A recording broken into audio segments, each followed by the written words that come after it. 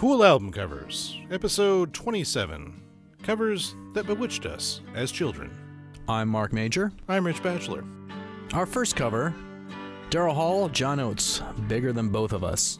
Well, they're hanging out, enjoying some wine, and sitting on a black vinyl couch. They, would like to eat something. What are they gonna... Oh, yes, maybe you would like a Ritz brand cracker. That's the first time I've seen something that I would say is definitely an ad.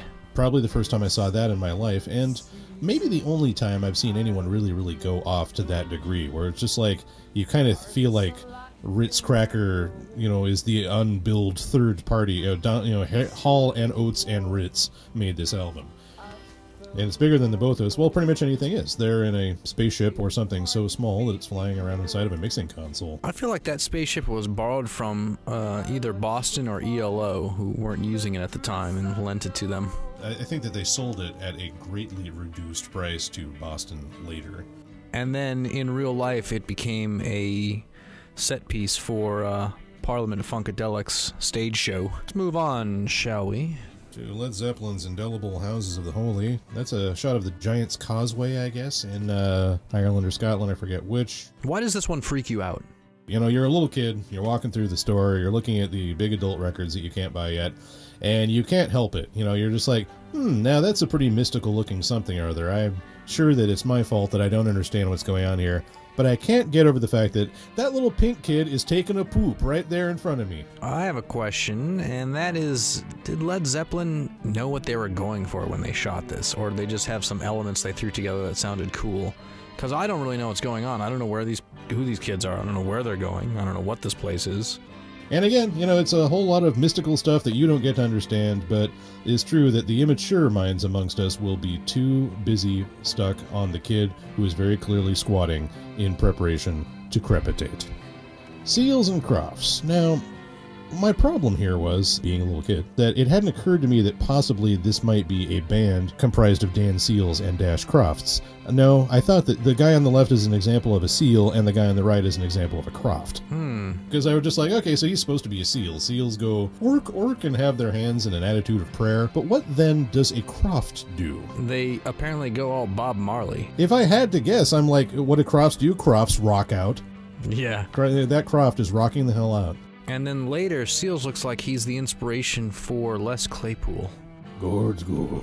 Gordon Lightfoot. Yeah, good God, it's Gold Gord. This is another one that I took way too literally when I was a kid. I was just like, well, yeah, he is. Look at him. He's gold. That's Gord. Being gold.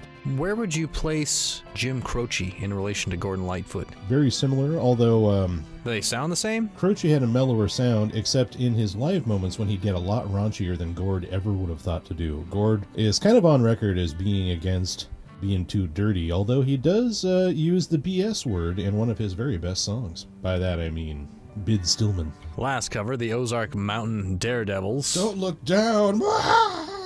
This has bewitched me as an adult. Yeah, I mean, the problem when I was a little kid is a fairly straightforward one. Again, I was too literal-minded. I'm like, now, how the hell can they be standing on a rope in the middle of the sky? They are, at this moment, falling to their death, being photographed by, I guess, another photographer who is also falling to his death? No, he's got a better rope than they do. And now, of course, what bothers me about it is how...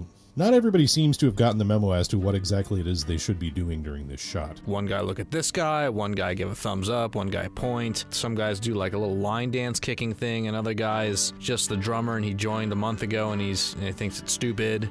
And the other guys, I don't know, they need a class in like which are the cool Hawaiian shirts to wear and which are not the cool Hawaiian shirts.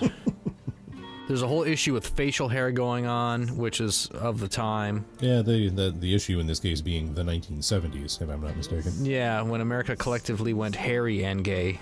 It's true. And the Ozark Mountain Daredevils, too, by the way. As I recall, they're an insanely boring band, but when I was a little kid, I was like, that is the most badass name ever! And tried to start a street gang. Why do you think they put the title Don't Look Down so small? This record, too. You can barely read it. Yeah. You can barely look down. This record bears a strong resemblance to the one Chicago record, too, where they're all on a painting scaffold that is collapsed. That's what happens when you're in bands with like 10, 15 guys. A fair amount of you are going to plummet to your death. I would hope. I think we've all learned a lot here today. Don't look down. We'll see you again. Thank you.